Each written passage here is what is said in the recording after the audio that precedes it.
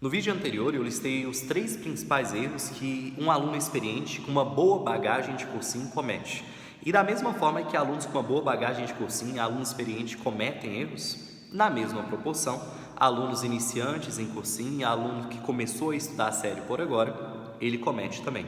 Então no vídeo anterior eu trabalhei para os alunos experientes, para os alunos com mais de 2 anos e meio de cursinho, e nesse vídeo eu vou me valer desse espaço para poder conversar com os alunos que estão no 3º ano do ensino médio, no 2º ano do ensino médio, ou no seu 1º ou até mesmo no seu 2º ano de cursinho. Quais são os principais erros cometidos por parte desses alunos? Assim como eu listei 3 erros do aluno experiente, do aluno veterano de cursinho, daquele aluno com uma boa bagagem de cursinho, mais de 2 anos e meio de casa, tem 3, 4, 5, 6 anos de cursinho, vou listar também 3 erros daquele aluno iniciante que ou está no 2º ano do ensino médio, ou está no 3º, minha câmera balançando, ou está no 3º, ou está no 1º ou 2º ano de cursinho já. Quais são os principais erros cometidos por parte desses alunos? Vamos lá? O primeiro erro que eu destacaria como um dos principais erros cometidos por parte desse aluno é o erro de que ele não tem noção do que é estudar. É simplesmente essa a realidade. Ele não tem noção do que é estudar. Gustavo, é sério? A pessoa não tem noção do que é estudar? Na maioria dos casos não, raríssimas exceções. Sabe, como assim a pessoa ela não sabe o que é estudar? Gente, dá vontade de rir quando o aluno conta isso para mim, só que eu não rio em respeito ao aluno, né? Cada um, né, acha que tem uma interpretação de estudo diferente, né? Mas quando ele começar a estudar sério, quando ele tiver mais de 2 anos e meio de cursinho, ele vai entender o que é estudar, sabe?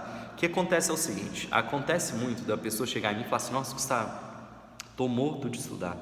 Nossa, estudei demais hoje. Aí a pessoa me conta o que ela estudou. Eu falo assim, nossa, Gustavo, hoje eu fiquei 3 horas sem celular, sem nada, estudando no livre, fazendo exercícios 3 horas o dia inteiro.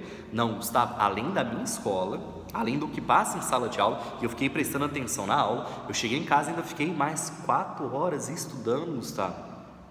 Gente, essa pessoa não sabe o que é estudar, não. E essa pessoa é a mesma que ainda fala para mim o seguinte, nossa, deu sexta-feira, eu estou cansada demais, sábado eu tenho que ficar à toa, sábado é sem estudar, eu tenho que descansar, domingo é a mesma coisa. Essa pessoa não tem a mínima noção de estudo. E muitas vezes a reprovação dela no vestibular se deve a esse pilar, nem preciso dos outros 2 que eu ainda vou citar, se deve ao pilar de, ela não tem a mínima noção do que é estudar, ela não tem a mínima noção do que é educação, ela não tem a mínima noção do que é treinamento e preparação, ela não tem a mínima noção de nada disso. Ela acha um absurdo estudar aos domingos, ela acha um absurdo estudar aos sábados, ela acha um absurdo estudar não apenas aos fins de semana, mas aos feriados. E ela acha que não existe isso de estudar além do que a escola passa, tem que estudar só as matérias que a escola passa, não pode ir além. E essa pessoa é uma pessoa que, ela sinceramente, ela nunca vai ser um excelente profissional na sua área de atuação. Porque enquanto ela não aprender a estudar, pode ser que um dia ela aprenda, mas por enquanto a pessoa que acha um absurdo estudar aos sábados, aos domingos, aos fins de semana, aos feriados, acordar mais cedo, dormir mais tarde, uma pessoa que atualmente, nessa exata condição, ela não tem a mínima noção do que é estudar.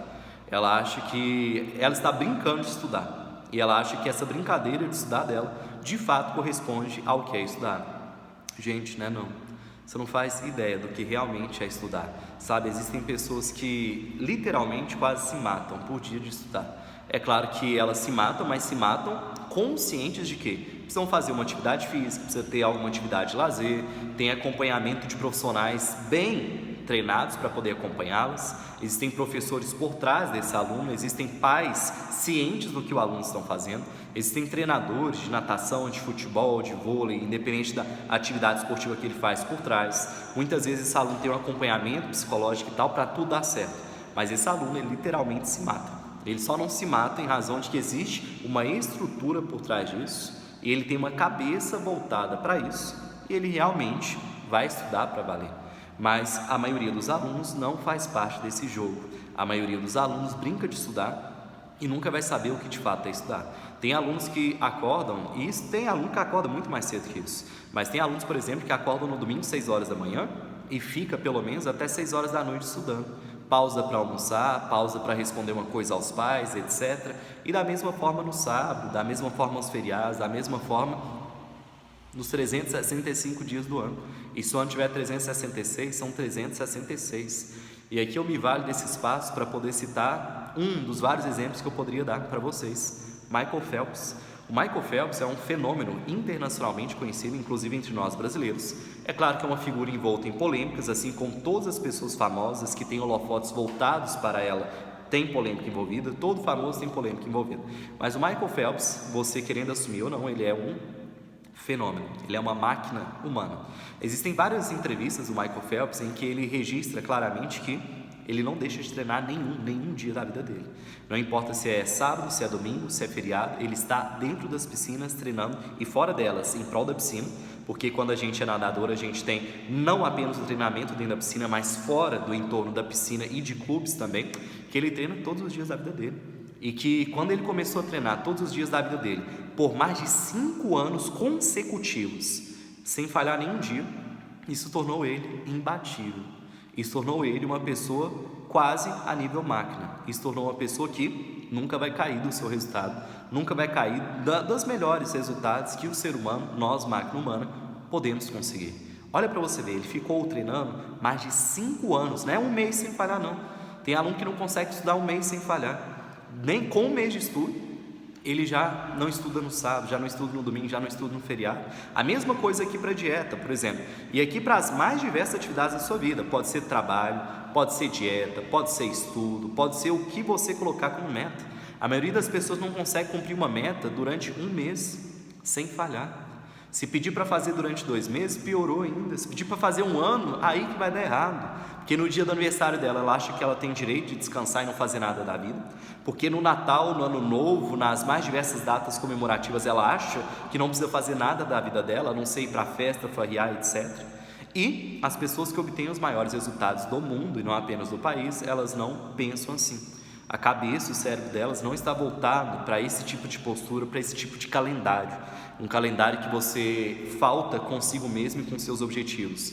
Quando você coloca meta dentro até de um mês. Agora imagina você chegar no nível do Michael Phelps, em que você tem mais de 5 anos. Mais de 5 anos. Não é 5 dias não. Você às vezes falha em 5 dias de estudo. São 5 anos. Sem falhar nenhum dia. E durante todos os treinamentos você ser a melhor versão de você mesmo. Você dar o máximo de si e automaticamente o resultado disso é sucesso. Automaticamente o resultado disso é aclamação da população. O resultado disso é reconhecimento, o resultado disso é aplauso, o resultado disso é você estar fazendo a diferença na sociedade de algum jeito. Pessoas que se esforçam, pessoas que se dedicam, pessoas que dão a melhor versão de si mesmas são pessoas recompensadas. É aquela velha visão, né? A gente merece exatamente aquilo que a gente tem e exatamente aquilo que a gente é. Se a pessoa está numa condição desagradável, se a pessoa não está feliz com a vida dela, às vezes ela está merecendo aquilo, porque o conjunto de ações dela levou-a àquela situação. Se a pessoa ela é multimilionária, além de ser multimilionária, ela é feliz, ela é satisfeita, ela está de bem com a vida, normalmente ela merece aquilo, porque o conjunto de ações dela, exceto quando ela ganhou herança, quando ela ganhou na loteria, mas até na loteria, né, você apostou nos números certos, você merece. Exceto casos raros, a pessoa é merecedora daquilo que ela tem e daquilo que ela é. Seja a pessoa que tem muito e é feliz, ou seja a pessoa que tem pouco e é infeliz, enfim, normalmente a gente é merecedor daquilo que a gente tem, daquilo que a gente é. A gente só não para analisar que os nossos resultados nada mais são do que resultados do conjunto de ações que a gente tomou ao longo de um dia, de uma semana, de um mês, de um ano, de 10 anos, ao longo da nossa vida inteira. Então, o principal erro dos 3 que eu estou listando aqui para vocês, que os alunos iniciantes, os alunos que estão ainda no 2º ano do ensino médio, ou no 3º, ou com o 1º ano de cursinho, ou com o 2º ano de cursinho, é achar que estuda, sendo que na verdade esse aluno ele nunca estudou. Ele falha na sua agenda de estudo, consigo mesmo e com as suas metas, com uma semana, com 7 dias de estudo. Imagina ao longo de um mês, de um ano, de 2 anos, de 3 anos, ao longo da vida escolar dele inteiro. Então tem gente que não tem a mínima noção do que é estudar. Para você ter ideia do quanto é grave a situação, eu já tive alunos que chegaram para conversar, marcaram horário para poder conversar comigo pessoalmente, etc. E falaram o seguinte: fora desse período de quarentena, outros anos da minha vida, Gustavo, deixa eu te falar uma coisa. Eu falei assim: fala, eu vou te escutar e vou te ajudar de alguma forma. Eu vou te falar uma coisa, você não ri de mim? Não. Eu falei assim: não, de forma alguma, não fico rindo da cara de aluno quando ele faz relatos pessoais, pode ficar tranquilo. Aí ele falou assim: Gustavo, na minha vida inteira, inclusive no exato momento de hoje, eu nunca, Gustavo, nunca, e percebo quão grave é a situação, Eu nunca, Gustavo, consegui sentar na carteira, nunca, nenhum dia, Gustavo, e passar mais de 20 minutos lendo aquele conteúdo, estudando determinada matéria. Gustavo, vai me dando uma agonia, deu meia hora, eu já levanto ali e não volto mais. Gustavo, eu não dou conta. Eu nunca dei conta de sentar e estudar 3, 4, 5, 6, 7, 8, 9, 10, 12 horas por dia. Nunca, Gustavo, nem meia hora de estudo eu consigo. Isso é uma situação grave. Tem aluno que começa a estudar e ele começa a bocejar de sono. E por que isso acontece? Porque você tem preguiça de estudar. Não faz parte da sua rotina, do seu calendário que você coloca aqui, estudar. Você programou o seu cérebro a encaixar a educação, os estudos, enquanto algo negativo. Você programou o seu cérebro, a sua mentalidade a linkar o seu ensino, a sua aprendizagem, o seu estudo, enquanto algo negativo. Enquanto você não desvincular o seu cérebro dessa condição, meu amigo, os prejuízos serão assim, incontáveis ao longo da sua vida inteira. Então o aluno ele não sabe estudar, mas acha que sabe. Ele não estuda nem sábado, nem domingo, nem feriado, nem fim de semana, nem datas comemorativas, a exemplo de carnaval, ano novo, o seu próprio aniversário, Páscoa, determinadas datas santas, ele se dá folga. E a hora que ele vê, ele ainda diz que não passou no vestibular, mesmo estudando para valer. Ele acorda tarde, ele dorme cedo, não estuda nem fim de semana, nem feriado, nem datas comemorativas, não consegue ficar muito tempo sentado estudando. A hora que vai estudar, ele tem 1001 pausas para poder fazer 1001 coisas, menos de fato estudar. E também está incluso, também está abrangido dentro desse território, dessa fala de não saber estudar, aquele aluno que não dá atenção a todas as matérias, a todos os conteúdos, a todas as disciplinas. Esse aluno é mais um aluno que está dentro desse mesmo campo, ele não sabe estudar. Sabe aquele aluno que tem um desequilíbrio de estudo muito grande? Às vezes ele é maravilhoso, ele é excelente, mas fenomenal na matemática, só que no português ele é péssimo, péssimo do péssimo do péssimo do péssimo. Isso é erro na sua grade de estudo, isso é erro na sua programação educacional, isso é erro no seu cronograma diário, semanal, mensal, semestral de estudo, um erro muito grave. Sabe aquele aluno que a situação contrária, às vezes aquele aluno é muito bom em humanas, situação contrária, ele é muito bom em ciência da natureza e péssimo em humanas, ou muito bom em humanas, péssimo em ciência da natureza. Isso acontece demais. E para piorar a situação, esse aluno muitas vezes ele vê que ele é ruim naquela matéria, naquela disciplina, naquele conteúdo, e exatamente por ser ruim naquela matéria, naquele conteúdo, naquela disciplina, exatamente por isso, por ser ruim, olha a contradição, olha o paradoxo, exatamente por ser ruim ele estuda menos aquela matéria, aquele conteúdo, aquela disciplina, e aí ele começa a estudar para valer só as matérias que ele gosta, que ele é bom, que ele tem afinidade. Isso é errado demais. A pessoa não sabe estudar, ela não sabe ter equilíbrio em relação ao cronograma estudantil dela, em relação às metas de aprovação no vestibular, no processo seletivo que ela vai prestar ao fim do ano, ao meio do ano, enfim. Então o aluno que não sabe estudar, ele não tem noção de quanto tempo é necessário por dia estudar, de quantos dias no ano, no mês, na semana, enfim, ao longo dos vários anos da vida dele é necessário estudar. Ele não tem noção de tempo, ele não tem noção de distribuição de matéria, e além de não ter noção de tempo de estudo e de distribuição de matéria, muitas vezes ele quer fingir que está estudando para ele mesmo e para as pessoas ao redor. Sabe aquele aluno que ele não estuda, ele não tem um cronograma de estudo sério, ele não cumpre um cronograma de estudo sério, ele é muito bom em uma matéria e péssimo em outras, e mesmo assim esse aluno ele gosta de transparecer, mostrar para a sociedade que ele está estudando. É o que mais acontece. Aluno que, a hora que vê que o pai vai ficar em casa, pega um livro e fica fingindo que está estudando. Fica fingindo que está estudando, às vezes ele está vendo série escondido atrás do livro, às vezes ele está brincando ali com um joguinho, às vezes ele está lendo, mas lendo ali bem para os cocos. E esse aluno, ele acha que ele sabe estudar, mas na verdade ele nunca estudou, na verdade ele nunca aprendeu macetes de estudo, na verdade ele nunca aplicou no cotidiano dele o que de fato é ser um estudante, e ele normalmente é um aluno, ou seja, uma pessoa matriculada em um ambiente educacional, mas não que estuda de fato aí pra gente. Ele nunca estudou, ele normalmente tende a reproduzir esse mesmo pensamento, esse mesmo tipo de atitude ao ingressar no ensino superior. Tem gente que muda a chavinha, tem gente que acorda para a vida e, apesar de no ensino médio, no cursinho nunca ter estudado, a hora que entra na faculdade começa a estudar. Mas na maioria dos casos a situação não é assim. Na maioria dos casos, o que você faz no seu ensino médio, você reproduz na faculdade. O que você faz no ensino médio, você reproduz no ensino superior.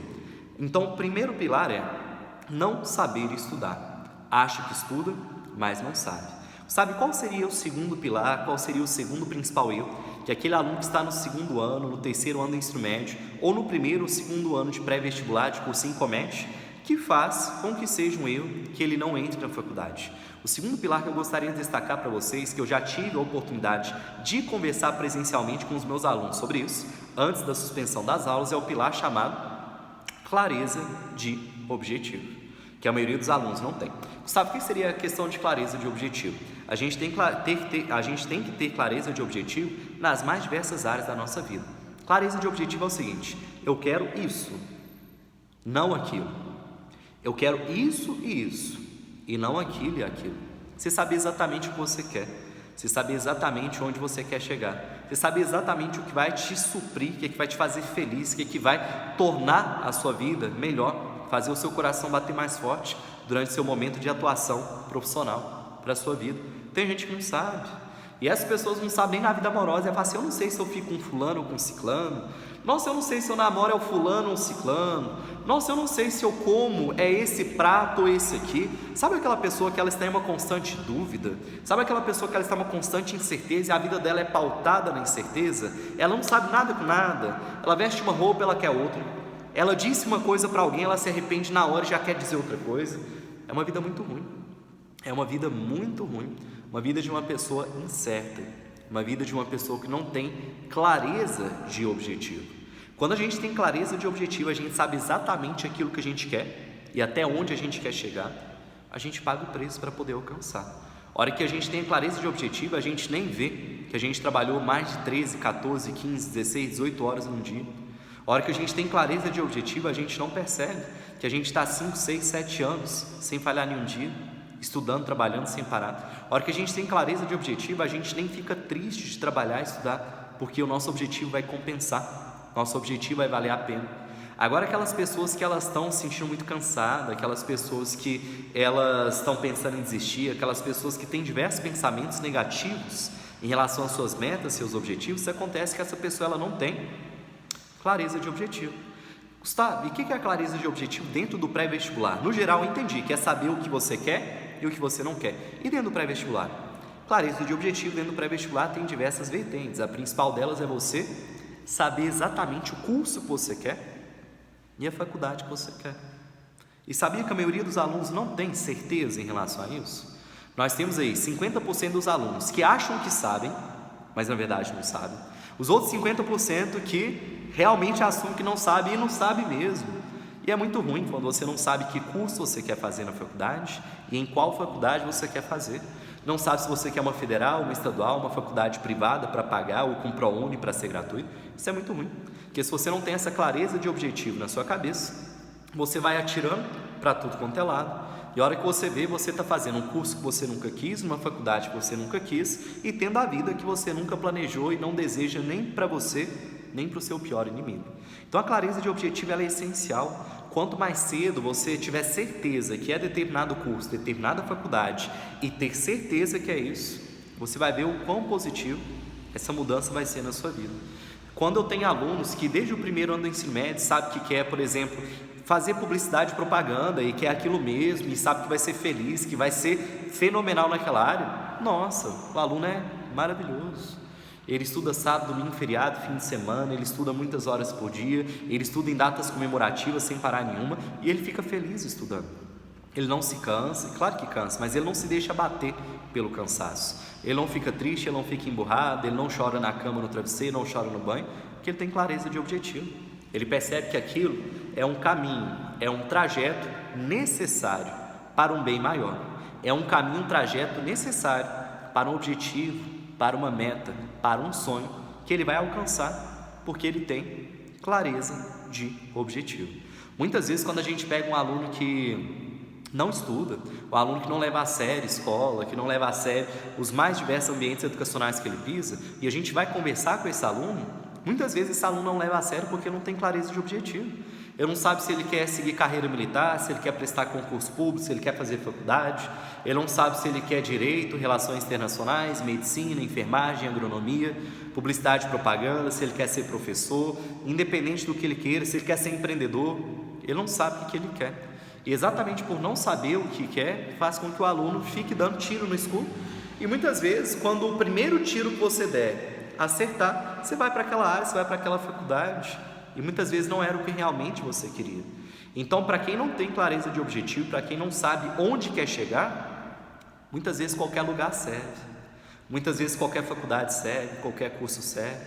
E a hora que você se vê matriculado em um curso, em uma faculdade que você nunca quis, que você nunca planejou. E aí você vai atuar numa área trabalhista que você nunca quis para você mesmo. Isso é um erro muito ruim, isso é um erro muito negativo e que você deve resolver. Gustavo, como que eu resolvo em relação a essa clareza de objetivo? Em termos vocacionais, em termos de profissão. Hoje em dia a gente tem teste vocacional, gratuito na internet. Claro que não tem tanta qualidade assim, mas já dá para te dar um feedback geral, um panorama geral. Primeiramente, comece fazendo teste vocacional na internet, para ver o que os sites da internet fazem, uns 3 pelo menos, para ver o que os sites da internet, a partir das suas respostas, que teste vocacional é um jogo de pergunta e resposta. Perguntam para você, você dá a resposta e a partir de uma matemática, uma estatística daquelas respostas, eles vão te apontar possíveis profissões que têm alguma relação com o seu perfil, com as suas respostas. Começa fazendo teste vocacional pela internet, faça de pelo menos uns 3 sites diferentes. Não contente com o teste vocacional promovido gratuitamente na internet, vá em busca de teste vocacional próprio de pessoas físicas da sua cidade, da sua região, ou de pessoas que você confia. Sabe, normalmente quem faz teste vocacional? Normalmente são psicólogos. Normalmente é um psicólogo, um profissional da área da psicologia que vai fazer essa conversa, esse diálogo com você, e ele vai te dar esse resultado num papel, ele imprime inclusive e apresenta para você estatisticamente qual é a profissão que mais combina com o seu perfil a partir das respostas que você tem. Então é profissional, inclusive é profissional da área da psicologia. Inclusive nós temos psicólogos especializados nisso.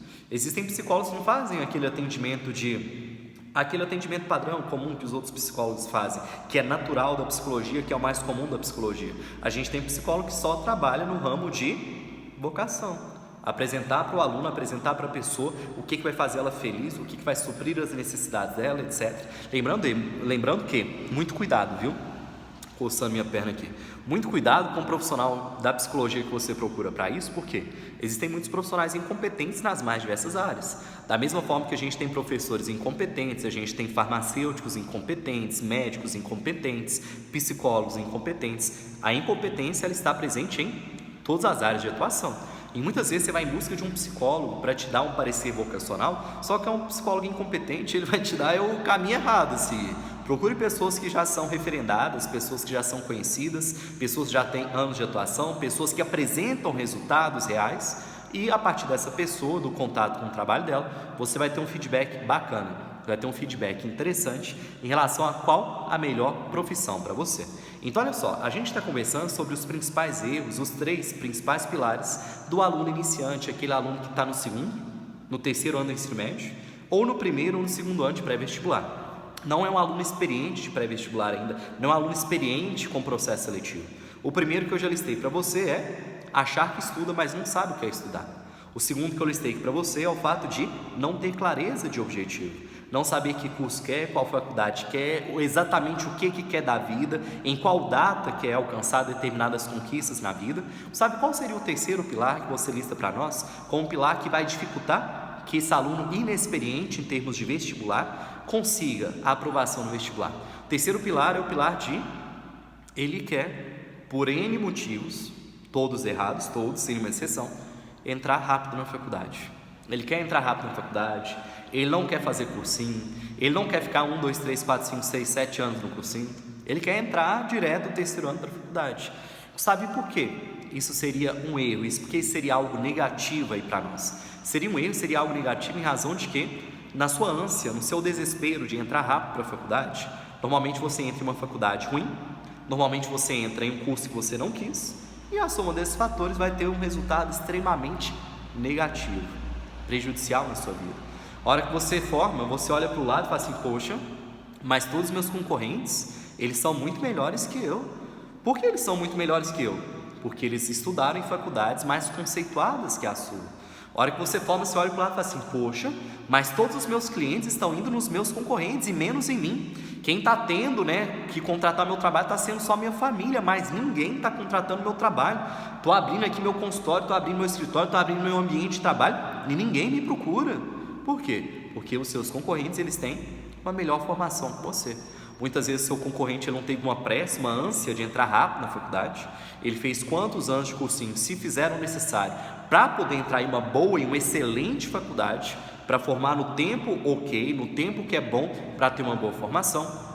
E aí, você que quis entrar depressa, fez uma faculdade bem fácil de passar, uma faculdade que os professores não tinham qualidade, uma faculdade que você não tinha aprendizagem, você ficava no bar, na cachaça, participando de tudo quanto é festa, menos estudando. A hora que você se vê inserido no mercado de trabalho, você não consegue concorrer com os outros profissionais que formaram em faculdades melhores que a sua, que estudaram para valer, que levaram a sério, e a hora que você para analisar, não valeu a pena você entrar rápido na faculdade. Não foi algo compensativo você entrar rápido na faculdade, porque você tem que pensar que o que realmente importa é a hora que você se insere no mercado de trabalho, é isso que importa. O mercado de trabalho é um divisor de águas, em que poucas pessoas vão se destacar, a maioria vai ser uma pessoa extremamente desconhecida, uma pessoa sem público nenhum, sem pessoa nenhum, sem cliente nenhum, e poucas pessoas vão alcançar os melhores cargos, os melhores salários, os melhores resultados daquela área de atuação. Isso é muito negativo. Então, o terceiro pilar que eu gostaria de destacar para os senhores que estão no segundo, no terceiro ano do ensino médio, ou no primeiro ou no segundo ano de cursinho, sendo um aluno com pouca bagagem de vestibular, não tenha pressa de entrar na faculdade. Não tenha essa ânsia de querer entrar rápido para a faculdade, porque a hora que você formar e inserir-se no mercado de trabalho, você vai ver o quanto essa atitude pode ter sido prejudicial para você, em razão de seus concorrentes terão feito faculdades mais conceituadas, estudado com os melhores professores, convivido com os melhores profissionais, e eles têm técnicas melhores que as suas. Eles sabem atender melhor que você, eles sabem conversar melhor que você, a rede de contatos dele é maior que a sua, o network dele é muito maior que o seu, o know-how dele é maior que o seu, tudo dele é melhor que você, porque ele não teve pressa de entrar na faculdade. Então, destacaria para você como terceiro e último erro principal de alunos que ainda não têm muita experiência com pré-vestibular, com vestibular, com processo seletivo, é isso. E esse seria um dos principais para você aprender nesse diálogo que eu estou tendo aqui com você. Não tenha, por favor, faça essa gentileza para você mesmo, para o resto da sua vida, para o seu futuro. Não tenha pressa tanto de entrar na faculdade. Você pode estar entrando em uma péssima faculdade, fazendo um péssimo curso, e te digo mais, às vezes até fazendo um curso que você não quer. Porque muitas vezes nessa ânsia, nessa pressa de querer agilmente entrar na faculdade, o aluno não tem certeza do curso que ele quer fazer, acaba escolhendo qualquer um, acaba escolhendo o que ele passou como segunda ou primeira opção que ele selecionou no vestibular, e ele se vê em uma faculdade, um curso que ele não quis, levando uma vida que ele não quer, insatisfeito, e o resultado disso é, a hora que ele formar, ele tende a voltar novamente para o vestibular, para o pré-vestibular, para fazer cursinho de novo e fazer as coisas corretamente.